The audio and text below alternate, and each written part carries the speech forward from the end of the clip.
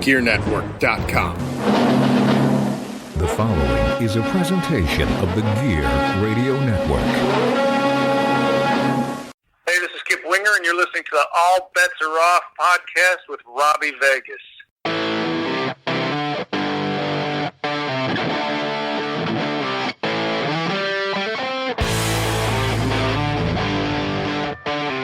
What's up, rock soldiers, and welcome back to the All Bets Are Off podcast. I'm your host, as always, Robbie Vegas, and with me is my co-host, as always... Oh, yeah, it's Macho Man Randy Savage. Hey, y'all, it's Chaz. We both opened our drinks before we started. We did that last week, too. That's true. 2 weeks ago, or whenever it was. 3 weeks, whatever it was. Before Mania, and this is after Mania. Yes. So we're back with the Rolling Stones' top 50 grunge albums of all time, and as you guys heard and let us know, we really shit on the first 10. What? Is this true? First of all, the first 10 was a lot of punk albums. In quotes. Yeah. In quotes. So the first thing I noticed about this 10 is there's actually more of a grunge sound to these 10. I agree. And there is still a hint of punk on some of the albums, but for the most part, these actually did sound like grunge, so we're already making progress. Right, and it's, easily a better list. Easily. Very easily. We haven't come across, well, I can't speak for you yet, but I haven't come across anything as bad as Fecal Matter or the Human. Nope. So from those two things alone, we've upgraded. But the real question is at the end of this list is, have we found something better than Mother Love Bone? Well, I won't, no spoilers. Right, we'll have to see, because I told you that's the measuring stick. It is. So we listened to these 10. We're 20 albums deep into this list right now. Almost halfway there. Almost halfway there. I'm excited. To be done or to keep going? Come back to me next week. Yeah, right, exactly. So I guess we're going to jump right into it. And I guess we'll start with Mudhoney, which is Every Good Boy Deserves Fudge. That came out in 1991. Okay, so that's right in the thick of things. Yes. That's the same year as Nevermind, right? I think Nevermind was after. Wasn't it 92? No, whatever. Am I thinking of that wrong? It's right around there. It's right either around way. there. So yeah. It's not 1969. Right. the Exactly. other stuff, or even in the 80s. Actually, this whole 10, just a quick spoiler alert, is right in the thick of the grunge movement. Like, there's really most of it. Yeah. Probably, I don't remember but it's all basically 89 to 91 ish, 92. Yeah, I think, just let me glance through, I think the latest one is 94, and I don't think there's anything before 90. So this is the thick. You're right in the middle of the quicksand. Right. This is when all the hair bands are dying and Robbie's crying.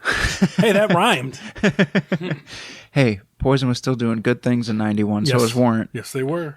All right, so we're starting with Mudhoney, and I was nervous after the last list to get into this, so when I turned this on, I don't know if it was because I was scared or because this actually wasn't as bad as the last list, but I didn't think this was as bad as it was going to be.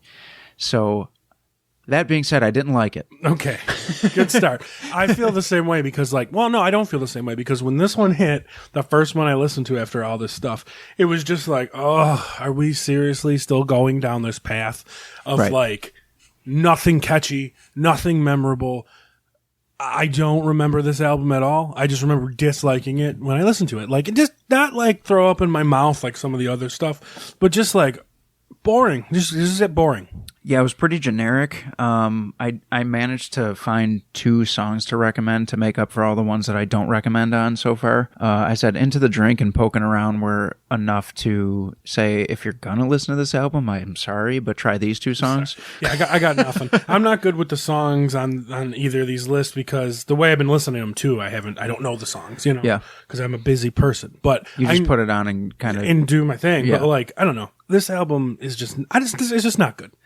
No, it was pretty bland. It was better than what we'd listened to prior. But barely. Minus, Allison Chains and Mother Love Bone. But, with everything else that we listened to up to this point, there could have been worse albums to put here. It was just a shitty way to start off this next list. It was. Because, I don't know, boring. Like, this, to me, is what I think of how I hate grunge. This is what I think of. Because it, sucks. Well, It did come out in 91, and it is right in the middle of all of the grunge movement. And you would think because of that we would get a little more grunge sound. And I think out of this list, this 10, not including the last 10, this one was the one that probably least fit the grunge sound. This was still a little more on the punky side. but I don't know about that. I wouldn't give it to punk. it's somewhere in between. Yeah, it's you like know? that like crappy garage rock. Yeah, Like, right. it's not like fast like punk or anything. That's like true, that. too. It's That's just true. like crappy garage rock. I think I was just so relieved to be getting into the next 10 that I picked a couple songs because, and you'll see when I do my rearrange where everything lands, but there's a few in a row that I'm like, just because this one might be ranked higher than other ones doesn't mean it's good. It just means I had no choice but to re-rank these. Yeah, there was a lot of, especially in this list, I found a lot of similar sounding. Well, meaning like 3 bands sound exactly the same, 2 other bands sound exact kind of thing. So it's just like, and even before we started, peeked behind the curtain, I was like, yo, play me this song again from this album because I can't remember what it sounds like. Yeah, because they all ran into each other. yes, for they me. did. And I thought the same thing even before you said that. It doesn't mean good or bad either, but just in general, like, They sounded very similar. and it was tough because a lot of these were new. Most of these were new discoveries for me. Yes, same. Like I've heard the band Mudhoney and never listened to it. Same. So as a new discovery, to quote Chris Jericho, it did not make my list. No. By any means. No. So just it's not a throw it to the ground and burn it, but it's just like next. Well, I mean, like I said, we're in the next 10, and even some of our listeners were like, man, you guys were rough on the last ones, but they also didn't disagree. Right, and they probably didn't listen to it if they did disagree. Right, exactly. But I will say this. Number 39 is The Gits with Enter the Conquering Chicken from 1994. Great name. It is a great name, love and that I name. honestly was surprised. When I put this on, I was like, oh, great. And then as as I'm sitting here listening to it, I'm like, this actually isn't bad. And I don't think it's bad. I didn't hate it. I picked A Change Is Gonna Come for the song that I liked to recommend. And I think in this 10, it stuck out to me as one that wasn't as bad. I absolutely love this album. Yeah. To be fair, like I thought this is more punky. This is more like female-driven punk rock Yes. to yeah. me, which I love too. I got a very grungy vibe from it, though. Yeah, I was just You going know? to say the same thing. Yeah, it's punky, but definitely got the grungy vibe. Her voice, Yes. and everything like that. But like, Change Is Gonna Come was great. Bob Cousin O was great. Oh, yeah. Italian Love Song was great. Yeah, that was good. Social Love too. Like it was fun. It was a really, really, really fun album. Yeah, this was an easy listen. It was a welcomed listen after what we've been dealing with, and this is one that I would actually listen to again. I think it's gonna be. Yeah, I think definitely I'll listen to this again. It might make my rotation. Yeah. for sure. Yep. It was easily just like you said, it was an easy listen because I finished this album like 3 days, this list like 3 days ago. I listened to Mudhoney like 4 days before that and did not go back because I was so upset. Yeah, right. And then this was the first album I heard after that, and I was like, yes, Yeah. kind of thing. It was good. It kind of caught me off guard because, Yeah. when I looked at the album cover and saw the title and the year and all that stuff, I was like, yeah, okay. Yeah. And then like when I put it on, I was like, oh, wow. Right away, my toes started tapping Yep. with the music, and then female singer. I was like, oh, Yeah, oh. very clean, very, I don't know how to... It was produced well. Yeah, exactly. That's what I was looking for. It was had a its very catchy well-produced moments. album. Yeah, and it's, again, 1994 is right in that movement. It's This is still, almost the end of the movie. It's almost the end of it, yeah, Yeah. because we're looking at the death of Kurt Cobain in 1994, and we know that grunge didn't last too much longer after that. Yeah, I thought this was just a great album, and I was happy to see it above Mudhoney. Yeah. And I was happy yeah. to see it above, Fecal Matter. Yeah, I actually think that in this 10, like, this could have absolutely been a lot higher. Right? Oh, yeah. I agree too. It was definitely a pleasant listen.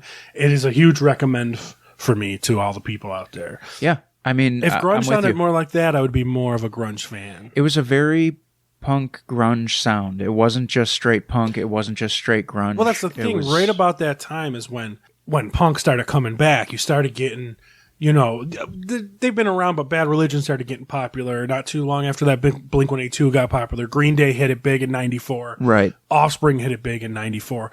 Why did this band not make it big and not be like shoveled into the punk scene as Well- opposed to the grunge scene? Because I literally never heard of them before. I kind of wonder the same thing about Mother Love Bone with the hair metal generation. Like, that could have been a bigger... But that's opposite because hair that was metal's at the on its end. way out. Right. Where this was pretty much could have fit right in with Green Day and The Offspring. And Green Day and The Offspring in 1994 sold 10 million albums each. Yeah. For those that's true. For Nevermind. For Dookie and Smash. Well, I want to know if any of our listeners actually listen to the Gits and know this album, because I'd like to know like how you discovered it and when, because I was thrilled to hear it. Yeah. I was like, oh my God, we're getting somewhere now. Like the list is changing. Right. You're right. When this hit, it like changed my almost outlook on the list. Like, is this the turning point? Right. Did we get past all the garbage? Did we get past the Rolling Stone pretension? Right. Right. And now they're actually putting in good albums, because maybe we did. Right. And then we find out that that's a lie, because number 38 was The Fluid with Purple Metal Flake Music from 1993. Yeah, you can read that? I didn't know what that title was. Well, I'll tell you this about this specific album. You could tell that it was, well produced. Yes. But at the same time, every single song was exactly the same. Yes. So what I wrote underneath, where I normally would write my recommendation, I wrote all pretty much the same generic song on repeat. That's literally what I wrote. I mean, generic is close. I think it's a little better than generic. It's not like I loved it. I didn't. I didn't get the Gits feeling, but at the same time, it wasn't like I need to change this. I need to quit. I will agree with that. Yeah. There was not a point during this album that I was like, I can't get to the end of this. It was just. It just felt like the same song over and over again. So it was like background noise. But it's like something you throw on when people are having a conversation that nobody gives a shit if they're listening to it or not. But it's also not going to clear out the room. It's just whatever in the background. Yeah, it was kind of just you're right. I can give it the background music thing. One thing about it, which I was surprised about, is it was now that I'm re-looking at the album here, I did get bored of it after a while, because it's a pretty long album. It is. Like the Gits got in and got out. The Gits get in and the Gits get out. But this this album was 50 minutes. Yeah. And it was a long listen. It got boring to me after a while, and it's probably because of what you said. Everything sounded the same. Another album where I don't have a song to pick, because it's like certain times a song will hit where even if I'm doing something, I'll have to like go pick up my phone and look at the song. Right. Because it was good. Maybe hit the heart button on my Spotify because I like it. Right. Didn't do that for this album at all. At all, right. So it was on. And I remember I was specifically, I was doing some work outside in the yard. I had it on my big speaker. I remember actually looking at my phone to see if when the album's over on Spotify, it keeps playing shit. Yeah. And I wasn't sure if it switched yet. And I was like, wow, this album still has 3 songs to go. Yeah. So I agree with you. Not the greatest, but meh. Yeah, but again, it's one of those meh. Exactly. Sometimes there's a meh. I think that this list specifically has a lot that are just meh. Yeah. It's like it was on, and if I was cleaning the house or doing something, whatever, but I'm not going to put it on to just jam. I feel, yeah, you're right. This album I think this list is mostly meh. Right. And there was but meh is better than what we had last time. Right. See, people, like, we're actually giving some, more props than we did last time, and we're only a couple albums in right now. Right. But that's because the way it started, and I don't know if that's how Rolling Stone wanted it to be done. Like, this is all so much better.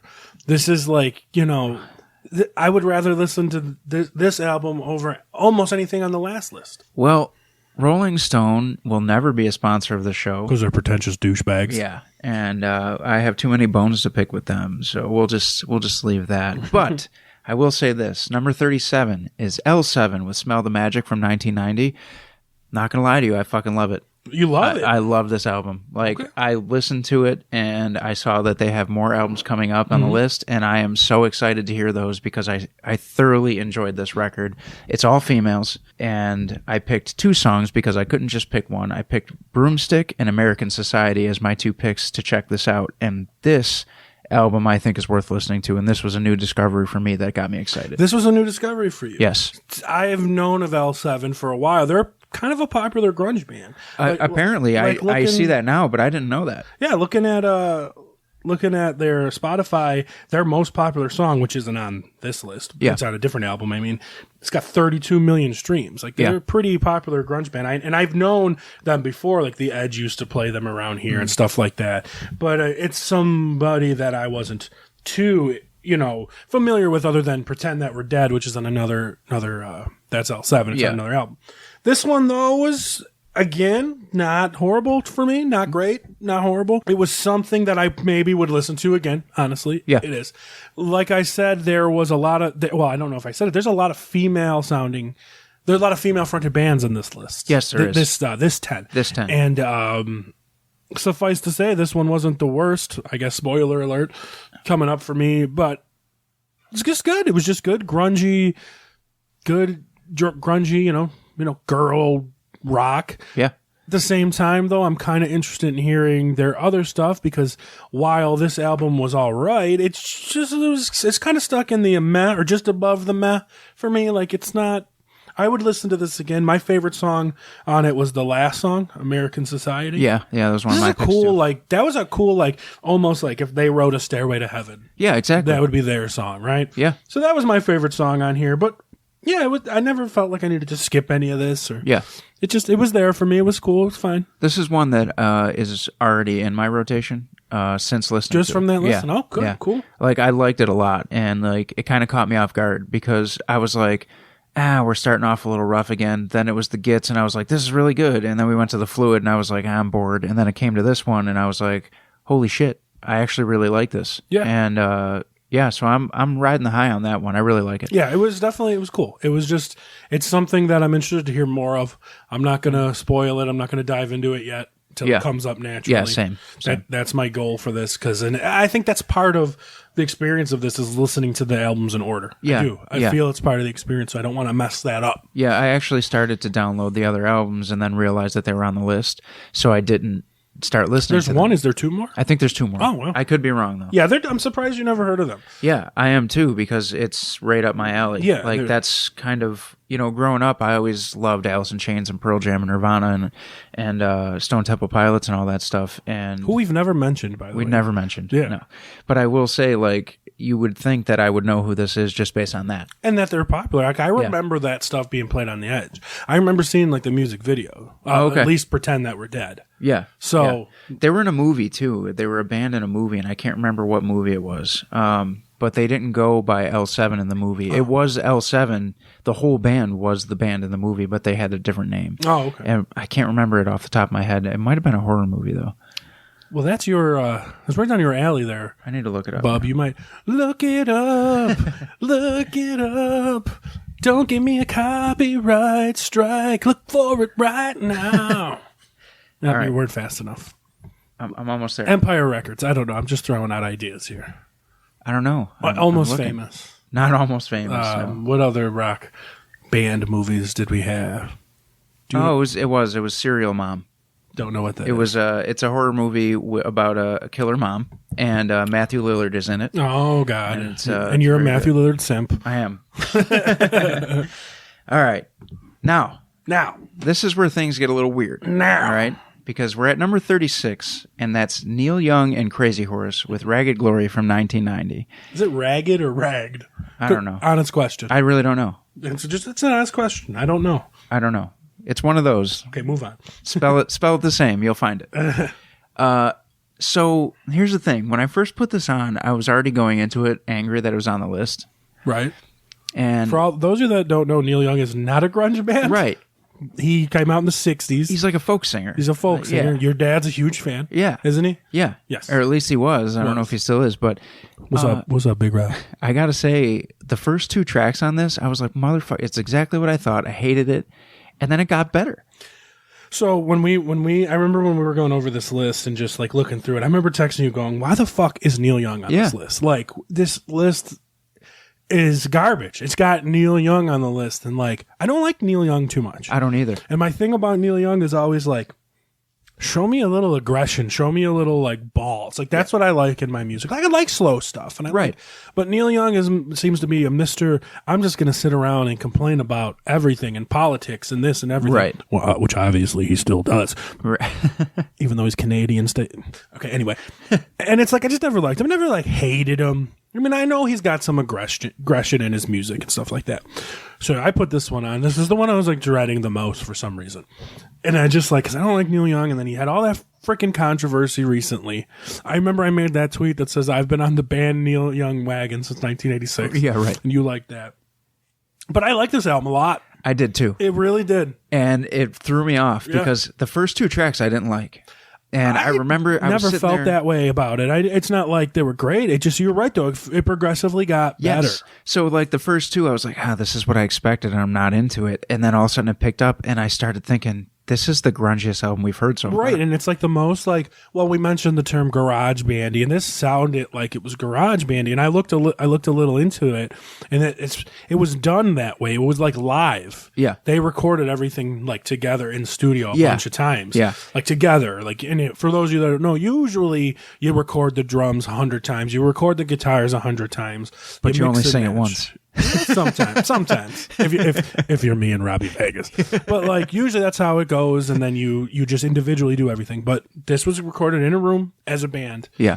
a bunch of times, Right. and they put the best tracks out, and I thought it was great. I really did. Yeah. Like, I like this album a hell of a lot more than I thought I would. And he even like has a grungy look to him. Like if you saw the music videos and stuff, you're like, okay, but yeah, it was a grunge album. I mean, he was old. He was in his probably 40. And this was the first album on this list that I thought was straight up grunge that we've heard so far, minus Allison Chains. But that's not even, because that was Acoustic, right? Right.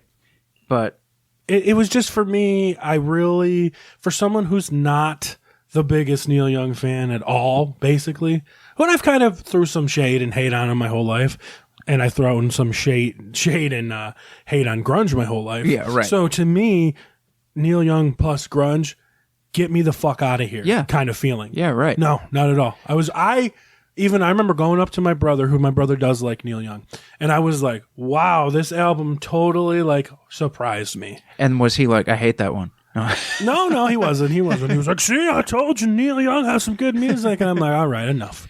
Reel it in. Did you pick some songs? I'm looking up the tracks right now because, again, I got the tracks here. Okay, so the ones that I like that kicked off for me, let me see, make sure I got the right album pulled up here. Okay, Ragged Glory, Neil Young. So I liked Over and Over. Yeah, I put that too. That was a cool one. I liked Mansion on the Hill. Yep. Those are the ones that stuck out to me the most. One thing I remember I wanted to bring up, and looking at this though, brings it out of me. And you said you didn't like the first song, Country Home. I did like that. I didn't song. like that Really? one. Yeah. Well, here's the thing though. It's a little different than most of these albums because there's quite a few long fucking songs. Yes. Yes. So the first song is 7 minutes. Yeah. The fifth song is 10 minutes even. Yep. The fourth song is 8.5, and the ninth song is 10.5. Yeah. So like it was a long listen. But they were cool though. Like Yeah. some of those long songs, and it wasn't like epic long guitar solos. It was kind of like groovy breakdowny. Not like metal, not like Pantera. No, they were just jamming. Just jamming out on Yeah. some riffs and like I actually, for the two songs that I picked, I don't know why I picked two, I just did, but I picked Fucking Up and I picked Over and Over. My only thing with Over and Over is that one did seem a little too long. Like, I really loved it, but it did drag out a little bit towards the end. the shortest one of the long ones. I know, too. but it's because Yeah. it's so simple that Right. it didn't need to go that and long. it didn't have some of those ending parts of these songs were really cool Yeah. jam outy rock. Not like I said, not like I don't just because we're saying jam out. Don't think of like Grateful Dead. Like Yeah, not right. like that, but just Right. seriously, just like dan, dan, dan, dan, like just cool little riffage and going out. Right. For me, it totally surprised. Maybe it changed my mind about Neil Young. I'll still bitch about because I don't music and politics is just not my thing. Yeah, but I don't right. get a big politicky vibe all over this album. I don't either. I'm sure I there don't is. It's either. fucking Neil Young. Yeah. Yeah. But it just didn't come across so blatant. At least is which I like. Keep politics out of music to me. Oh, I agree. I totally agree. I think that's part of the reason why I never got into certain bands was because of that. But I mean, this And that's on both sides. Rage Against the Machine, whatever they stand up for next week because they always change, or even stuff like Toby Keith and his shoot down the Taliban stuff. Like just keep right. it out of the music on either side of the fence. Yeah. It doesn't matter. Did we point out that this came out in 1990? Oh, that's right. Yeah. 1990. He had to be pushing 40. He had to be. So that would, maybe a little younger than that. You think? So if it was 1990, let me see. I'll just pull up his wiki right away. Neil Young was born in 1945. So he was 45. Wow. He was 45 when this came out. And that's crazy because, I don't know, I watched some of the music videos and stuff too. 23 years older than Kurt Cobain. Yeah, exactly. Exactly. And he was making basically a grunge album that kind of rivaled other grunge bands. But Nirvana really wasn't even a thing in 99. They were at 90. They were, but they weren't Nirvana yet. Yeah. So it was before. Yeah. Think about that. It was before Nevermind. It was before. So obviously some of those bands we shit on gave Neil Young some inspiration. Yeah, that's So true. This is a pretty old album. It is. I will say that the next one, number 35, is Paw with Dragline from 1993. This one just was what it was. Yeah. It just, the songs weren't terrible songs. The musicians weren't terrible musicians. It was just another one of those where they just were all sounded the same. It was cool. Nothing insane to me. Yeah. It was like the same thing we were talking about with Fluid. It was kind of there. The one thing I remember sticking out about Paw, other than make sure you don't play Paw Patrol by mistake when you're looking up the music. It did come up when I typed it in. Me too. Was like I kind of got once in a while a Danzig feel from this guy, from his voice. Yep. Which was pretty cool. I'm happy to hear that. I wouldn't say the music's like Danzig. The music wasn't bad. No, it wasn't bad. It was another one of those that you kind of I had it on in the car, and I don't even remember where I was going, but I listened to almost the whole thing on the drive, and I didn't feel like reaching over and shutting it off or skipping a song, but I also didn't think that anything was super memorable. So it was just kind of okay, they're a decent band that somehow got a deal. I don't know. Along the same lines with Fluid, it's 50 minutes, and it felt it after a while. Yeah. But I think it was... I don't know if it was better or worse than Fluid. These were two of the bands, two of the three that were the same band to me almost. Yeah, I'm kind of looking at the list right now. Yeah, where I have them is pretty fitting. I think I'm curious to see where our lists are going to go because they were almost the same list last time. Yeah. So this time I think they might be a little bit different. Would I listen to this again? Honestly, I might. I probably won't. I mean, I might. I don't know if I would run to it, but I might. Yeah. Because it wasn't offensive, at least. Yeah, I mean... Even though one of the songs is named Pansy, and that's, canceled. That's canceled term. You can't say that. I don't even know what to say about their lyrics because it kind of wasn't, too... Memorable. Or you can... It's not like you couldn't understand, but... Well, I still find... Rolling Stone to be putting these on here for no fucking reason. So well, I don't know, because if you listen to this album, but this is 93, this is after Nevermind. So you got PN and BN, or before Nevermind, post Nevermind. Or you could say Nirvana, either way. Right. But so this is, PN. And it's, I mean, it doesn't, that's the thing, it's it doesn't sound like Nirvana. No, it doesn't. It doesn't. I mean, it does have a grungy tone to it, but it's not an overly grunge album. It's just a rough rock band. Yeah.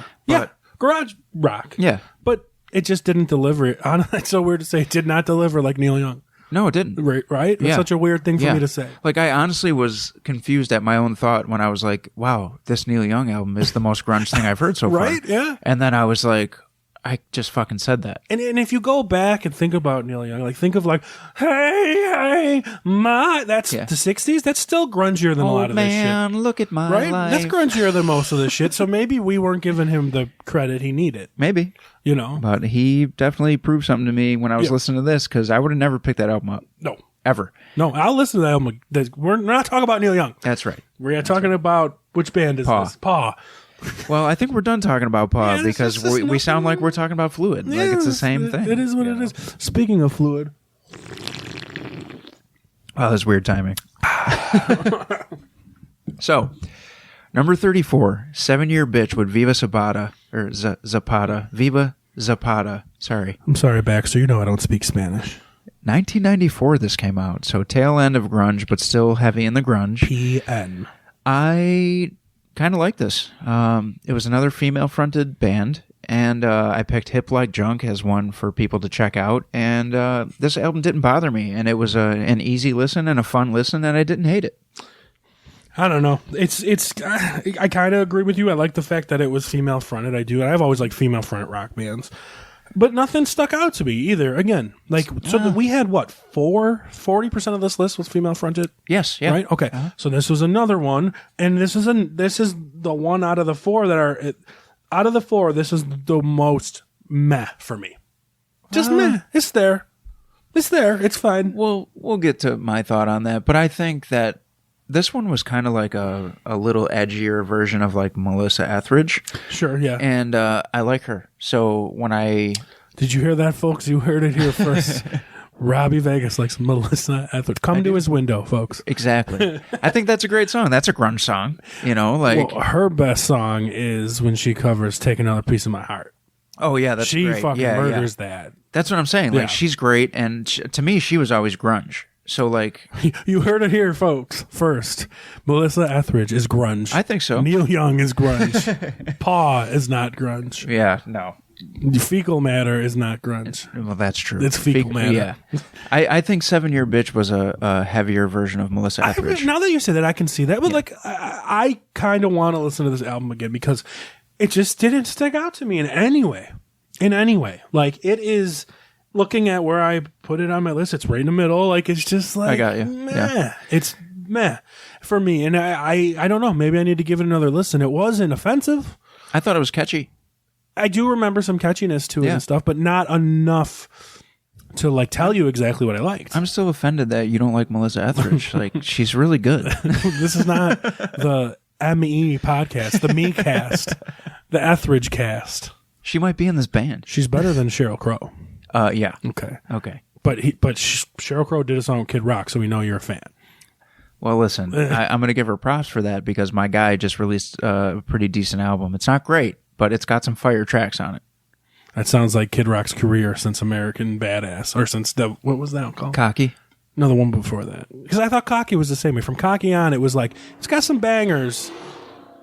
Every time. I know. Every time we're doing a podcast, that piece of shit drives his fucking motorcycle by the window. But like, Cocky is not a complete album for me. And then that's how he always been. But this isn't the Kid Rock cast. Not yet. So, yeah, 7 Year Bitch. I should give him a listen again. I just feel like I got overly femaled on this, maybe. I don't know.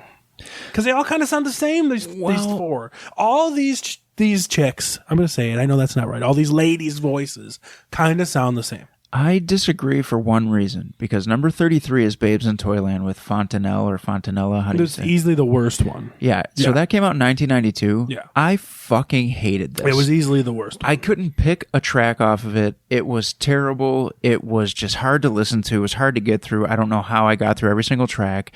It was fucking garbage. Yeah, it was easily the worst. Yeah, I couldn't believe it was the heaviest one. It was heavy, right? yeah, But not in a good way. Yeah. It was almost like they were trying extra hard to be like nasty, grungy, heavy, but it just wasn't coming through right. It was so bad. Yeah. Like, this for me was fucking tough. It's ranked highest out of the female things on this list, right. And it's easy the worst. And I think, honestly, that they ranked it the highest because it was the heaviest. But is it the most grungiest? It might be. Well, L7. But L7 was pretty grungy. But this is...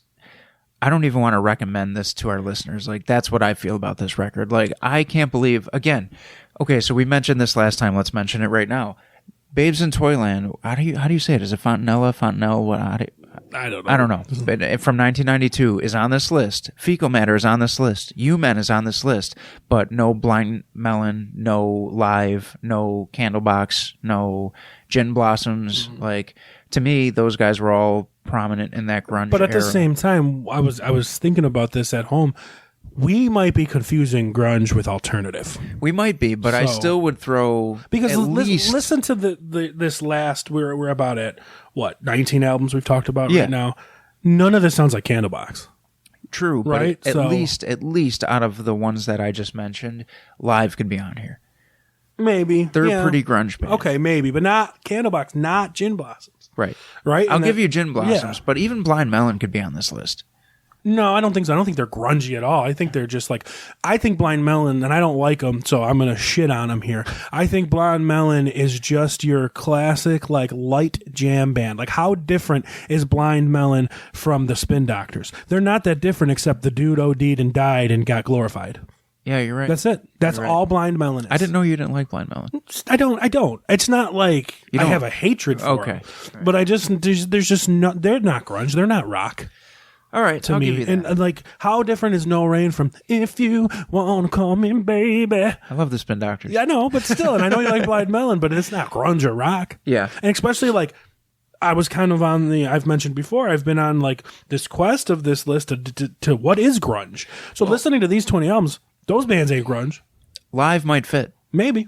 Sure. Live might fit. Maybe. But if this is what grunge is, those bands ain't grunge. Maybe Live, but not Blind Melon. Well, we're going to keep cruising past Babes in Toyland because it was just bad. Yeah. I don't have anything to say about it. It just was not a good album. Hey everybody, this is Lauren Marie Taylor, creator and host of the Not the Final Girl podcast. Okay, so every horror fan remembers the final girl, right? You know, the one who can outrun and outsmart the Jasons, the Michaels, the Chuckies. I think you get it. But what about the girls and, the guys who met with an untimely end? Those of us who were tortured and tripped, dragged and killed. Don't we deserve some props? As Vicky in Friday the 13th Part 2 and Sheila in Girls Night Out, I know what a drag it is to succumb to those masked and wardrobe-challenged killers, to not be the final girl. On my new podcast, I'll be chatting with other women of horror who share the same fate. Special guests include those final girls as well as the writers and directors who created our characters, only to give us an early expiration date. And if they play nice, we'll let some of those crazed killers of horror tell their side of the story. So join me, Lauren Marie Taylor, on the Not the Final Girl podcast. Be sure to hit that subscribe button so you get the alerts when the episodes drop. Thanks for listening. Keep your doors locked and stay out of the woods.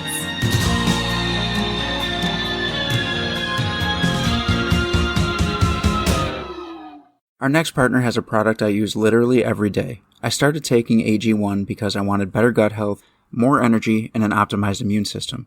I was also struggling to take in all of the calories and nutrients that I needed in a day with all of the training that I do for professional wrestling. But I'll tell you what, you want to know what this stuff is? With one scoop of Athletic Greens, you're absorbing 75 high-quality vitamins, minerals, whole food source superfoods, probiotics, and adaptogens to help you start your day right. This special blend of ingredients supports your gut health, your nervous system, your immune system, your energy, recovery, focus, and aging. So why do I personally consume it?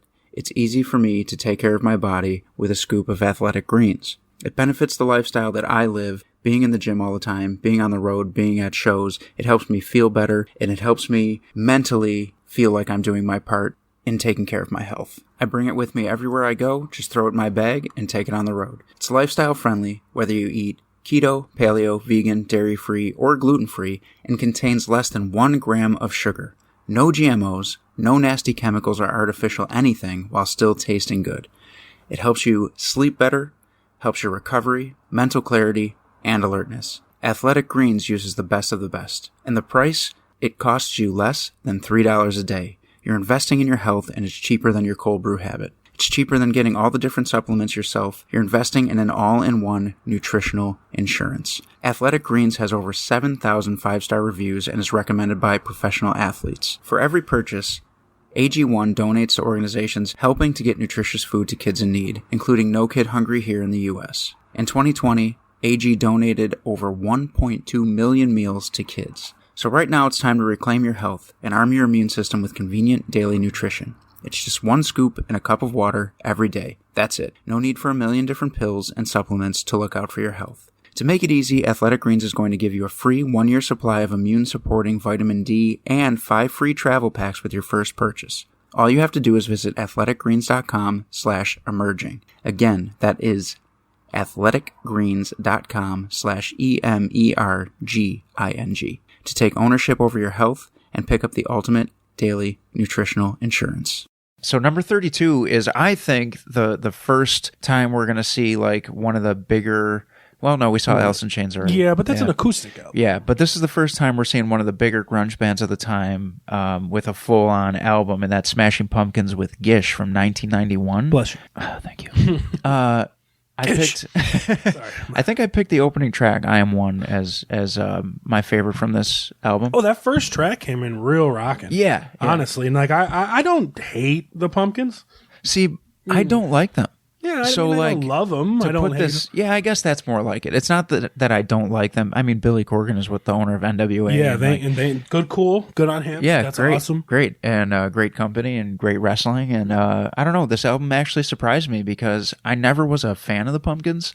So when this came up, I was like, just gonna have a generic listen. But I enjoyed it, and it wasn't a hard listen, and it wasn't. I believe it's their first album. I think so. Yeah. There's no hits on this one. No, and I'll be honest with you, I'm probably not going to put it in my rotation or anything, but I didn't struggle to get through it. I was struggling to get through it a little bit because on my Spotify, there's like it's 2 hours and 5 minutes. There's 28 songs. The deluxe edition. Yeah, so it's great. So like I was struggling. I looked up what the actual ones are and I stopped. Did you have the same? Yeah, Okay, problem. yeah. So like that's why. So it ended at Daydream, right? Yes. Okay, which was a cool song too. This album to me, I did like, and I did like it. It surprised me. It's way higher on my list than I expected it to be. But I put it just above the meh phase, and the reason that is because some of these songs really rock, and there are some really good solos on here, and I would have never thought of that from fucking Smashing Pumpkins. I agree. And I don't know if that's Billy or the other guy. I don't know. Yeah. But some of the fucking slow songs, Christ. Yeah. Some of them. Not all you're of right. them. You're right. And it was just like when they were good, they were good. When they were boring, they were fucking boring. Well, I think it just kind of caught me off guard because I generally don't care for the Pumpkins. Yeah, and, it might have been the same for me. Yeah. I remember putting this on and being like, because we're getting close to the end of the list. I remember texting you, like, I'm up to the Pumpkins now. And I put it on. And I was like, that first few songs were pretty rocking. And some of the slow ones were good. Daydream was good. Yeah. And things like that. I don't know if this will be in my rotation. It's higher on my list than I expected it to be. I was dreading it, and I'm sorry, Dan Graham. I know Dan like, Graham loves them. Yeah, and like I'm not, shitting on him or the band. It just has never been my thing. Yeah. I do like a few Pumpkin songs though, so I'm interested to see. But I don't know the Pumpkins deep cuts.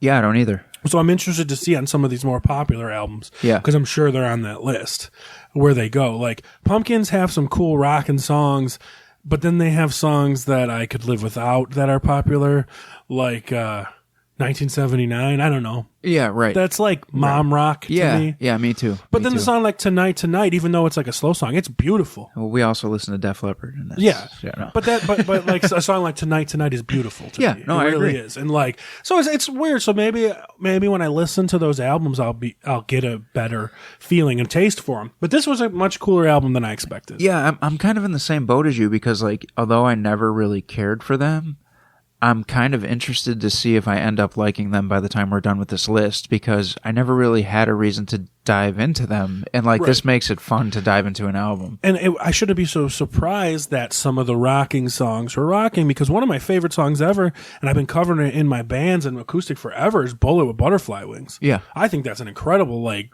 hard rocking song. Right. And like, even though I don't like the Pumpkins per se. Yeah. What a well-written rock song. Right? So no, I agree, and I think that probably this next one that we're about to talk about, I don't know how you stand with it, but I thought it was a shitty way to end this list. Yeah, it's the band Tad. Yeah. 8-Way Santa, right? Yeah, from 1991, and it ranks at number 31. Another band that you could just insert Paw, you could insert Fluid. These were the three bands.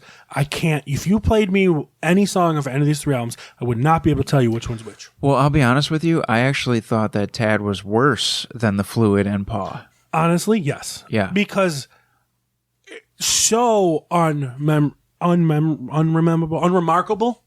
That's a good word for it. There's just nothing to this band. I almost feel bad for our listeners right now because the last 10 we did, we were kind of like, fuck this. And like this 10, like, we're still kind of like, fuck this, but with a couple like shining moments. Yes. This band is completely unremarkable. I agree. It's like that meme of good job, you tried. I can't believe that they ranked higher than the Pumpkins. I can't believe that they ranked higher than, well, you'll see my list. But yeah, we'll do our list soon, but it was just so unremarkable. Yeah, I didn't pick a track from it. And not even in a meh way. No. It was like a worse unremarkable. Yes, exactly. Literally. Like, you could tell there was some production value to it, but they had some groove to them. Yeah, but I don't know if they were just bad musicians or like the singer was terrible. Mm-hmm. I just don't know. The band had some groovy moments, but it was like, I got nothing to say. This is the most like milquetoast, like just insert rock band in a movie and tie a flannel around his waist here. Like that. Yeah. So unremarkable. No, you're 100% right. All right, so how do you want to do this? Do you want to kind of start or? Yeah, let's go 3-3-2-2.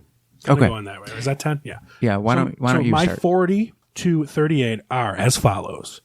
The worst one of this list is Mudhoney. I don't know why. Because Tad is number 39 and Babes in Toyland is number 38. They're just so blah, blah, blah, blah. And like Mudhoney, I don't know, maybe it's better than Tad, but like it just started me off in such a bad mood. And to be fair, Tad ended me in such a bad Tad didn't end in such a bad mood because at the end I was just like, fuck this. You're almost done. Yeah, I'm done. But Mudhoney I just didn't like it. I think I would listen to Tad over Mudhoney, but we do have more Mudhoney coming, I believe. So maybe it's better. So Mudhoney, Tad, Babes in Toyland. I've already shit on him, so. We're very close to the same. I went with my least favorite, number 40, being Babes in Toyland. Okay.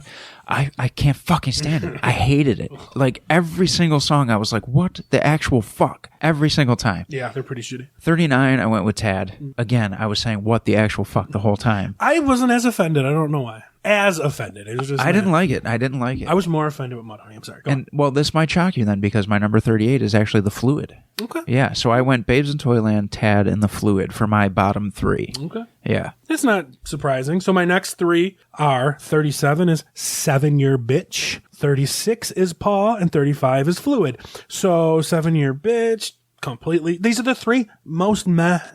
Just I don't know. Will I ever listen to these again? Maybe, but it's on the lower side of maybe. And I could not tell you a difference between Paw and Fluid. Yeah. Honestly. And 7-Year Bitch was just, I don't know, a little better than Babes in Toyland. Well, again, we're kind of similar because we're kind of getting rid of the same albums to get to our top 4. But I went number 37 was Mudhoney because, again, my bottom 4 are all ones that I'll never listen to again. Yeah. Actually, I take that back. My bottom 5. Because the next one is Paw, 36, same as you. I'll never listen to that again either. And then my actual 35 is 7-Year Bitch. And that one I actually did enjoy. It's literally all the same songs. Yeah. Right? So we literally have the last 4 as the same albums. Same albums, yeah. So give me your next 2. So for me, the worst one out of these last 4 is, so my number 34 is L7. Okay. Not bad. It's just L7, and then number 33 is the Smashing Pumpkins. I have them ranked in that order specifically, and they belong. These albums for me belong in this order. I think the 4th best album on that whole list was L7, and because the Pumpkins as well are kind of like half albums, both of them, to me, of being good. But but the good stuff is good. Yeah. It's not meh. Yeah. Right? So, like, that's where I have these and they belong. We keep doing this weird thing where we have, like, certain ones in the same spot. So, my number 34 is Neil Young, and that's only because I didn't like the first couple tracks, and some of the longer ones were a little too long for me, whereas I started to get bored. But I'm not saying don't listen to it. I'm not saying it's a bad album. I was actually super impressed. And actually, the 4 that are in my top 4, I would absolutely I dig them all. Yep. And number 33, Smashing Pumpkins. Okay. Yeah, because it's probably the same thing. It's just 50% exactly. good album. Like, I really enjoyed and that's good for this list. Yeah. 50% good album. I really enjoyed the Smashing Pumpkins, like, rockin' songs on this record. So I was, I was surprised. I didn't think I was going to like it. Yeah. Well, 32 and 31 are awesome albums for me. They're going to be in my rotation for sure, and that's so weird to say. But 32, I put Neil Young, and the best record I heard by far on this was The Gits. And we've said a lot about Neil Young, and it totally shocked me and impressed me. For an avid Neil Young hater, I'm very and I'm happy to do this. I'm happy to have my mind changed a little bit. Yeah. And you know what? Sometimes bands only have one good album. Yeah. And maybe that's the case with Neil Young. I'm not going to say I'm going to go back in his catalog. Yeah, right. But because he's got a big fucking catalog. Yes, he does. And it's back on Spotify now. And so Neil Young album was great. I highly recommend it. I highly recommend The Gits. So fun. It was such a fun album. And in a list of grunge and a lot of melancholy and a lot of angst, The Gits was so fun. Yeah. And I loved it. And it's easily my best album. And I hope it's your best, but I don't think it is. It is not. Number 32 is The Gits, and number 31 is L7. I love them both. They both caught me by surprise. And it's funny, like I said, we keep picking, like in our groups that we're doing, there's always similar ones, but L7 took the edge just a little bit for me. I really, really enjoyed it. I did, and I became a huge fan, and the Gits is also now in my rotation, and that's not coming out. That's cool, and that's a cool new discovery for me. And so my final list is from 40 to 31. Mudhoney, Tad, Babes in Toyland, 7 Year Bitch, Paw, Fluid, L7, Smashing Pumpkins, Neil Young, and the Gits. And mine would be 40 to 31, Babes in Toyland, Tad, The Fluid, Mudhoney, Paw, 7 Year Bitch, Neil Young, Smashing Pumpkins, The Gits, and L7. It's cool to see us so similar, considering you claim you like this music and I claim I don't like this music. Right? So, like, that's cool to see. Yep. And it's cool to, like, be able to discover some of this stuff. And it's cool to maybe get a grasp on what grunge is. Yeah. And like I said, like, maybe we like alternative more than we like grunge. Yeah, I think that might be... Also, in this list, where would you put Mudhoney? Or not Mudhoney, where would you put Mother Love Bone? So... I would actually still rank it at number 31. Yeah. Like, I still think Mother Love Bone is the best thing we've heard so far on this list. Easily. I would rank it at 31 because it shouldn't be at 50. I'm going to ask this question every episode. Oh, yeah. So you need to think about it, like where you're putting it, because I'm interested to see where it's going to end up. Yeah. It's probably not going to end up at number 1, but I'm going to want to see if it's going to end up at number 6, you know? Yeah, I'm curious. We might even, like... It might surprise us. Maybe it will go all the way. I don't know. But I will say that up to the 20 albums we've listened to this far, it's the best one. Yeah. Hands down. And that's not shitting on the Gits. No. And it's not. And I don't mean to shit on any of these albums. Well, some of them. Yeah. When I say that by a long shot, it's number 1. Just remember, Rolling Stone listed Tad as better than Mother Love Bone. Oh my God. Well, like 20 spots higher. It also, that's scary. It also listed them better than the Smashing Pumpkins. That's true. For now, though. For now. There's more coming. Yeah. So I'm going to save this because I'm keeping track of all of my re-rankings as we go, which I never really did before. But for this one, I'm curious because we're digging into a lot of different stuff here. Yeah. But so just a quick preview. Let me pull up the Rolling Stone website here. Yeah, might as well let them know it's coming. I mean, we say, they can just go look. Yeah, we normally don't do that. We usually keep it a surprise when we did the hair metal and new metal. But yeah, it's out there. And not only that, but like we're having a hard time with this list, so maybe they can get a jump on it, start with us, and they'll have some stuff to say. But I'm not going to talk about the albums, and I'm not going to talk about every single one. Do you have it pulled up? Yeah. Okay. I'm just going to mention. Well, here's what I want to know, too, going into it. Like, mention the band, the album, and let me know if you know who they are. Me? Yeah, because that last list, I knew 3 coming into that last list, and I was only I wasn't familiar with any of them other than Neil Young. I'll just go through the 10 then. These are the next 10 we're going to talk about. Wipers. No idea. Nope, I don't either. Green River, I do know. I don't know them, but it's a great song from CCR. They're actually one of the more well-known grunge bands, Green River. Okay. Soundgarden, of course, obviously. We know. Babes in Toyland again. Oh, boy, they're back. Yeah, that's going to be something. Smashing Pumpkins are back. Of course, with one of their big albums, actually. Yep. So, the Melvins. Interested in the Melvins. I've always heard a lot of good thing about the Melvins, and they get thrown around as metal, they get thrown around as punk, they get thrown around as grunge. So I'm interested to dive into them. First time we're seeing Stone Temple Pilots. Well-deserved, I'm sure. Well-deserved, yeah. Soundgarden again. Okay.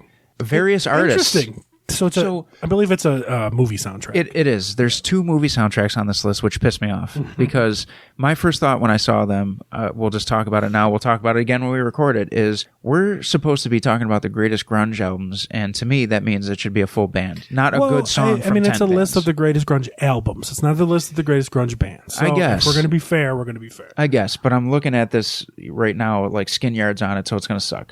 And looks like the U-Men are on it too. Oh God. Yeah. But I mean, that's what they think is grunge. So right, and then Jerry Cantrell's last one. Any idea off the top of your head? Is this like the 2000s era Jerry Cantrell? Right. This is not something from the 90s, is it? Degradation Trip. This one is from 2002. Yeah. So okay. So I remember this was on the radio. Yeah. Actually, the first time I heard this album was because you had it, or your brother did. Somebody did in your house. Maybe it wasn't me. It might have been. Maybe it was my brother. Yeah, 2000. I remember them playing this because I mentioned this the last time we talked about not Soundgarden, Allison Chains. That like when I heard that album, it sounded like Allison Chains because I didn't realize how prominent his voice was. Well, why did you have this at your house? It was a CD. I remember the cover. Maybe our boy DJN had it because he was into him. Maybe in 2002 though. Yeah, he was into him because that's when Lane died. He just recently hit his 20 year. Yeah, you're right. Because So- what were we in 2002? Like 14, 15? I was 16. So I was 15. Yeah, I remember seeing it at your house. So this came out June 10th, 2002. So this came out about 2 months after Lane Staley died. Okay. So Yeah. that's All right. it's interesting. I didn't even realize that. That's an interesting time. Because Well, rest in peace, Lane. It's been 20 years. It has. It's been 20 years for Lane, and it's been 28 years for Kurt. Same day. Right? Crazy. Yeah, same Crazy. day. 2 icons on the same day. 8 years apart. It's not even as insane as Chris Cornell and Chester Bennington. Yeah, right. Same month almost. Yeah. But I will say that this next list looks better, and I'm actually more inclined and excited to get started on it. Yes. And let's see what everybody thinks. All right. Well, thanks for coming by. Yeah, that's just your job. I'm sorry about that. All right. So we'll catch you guys next week on the All Bets Are Off podcast. Peace, bitch.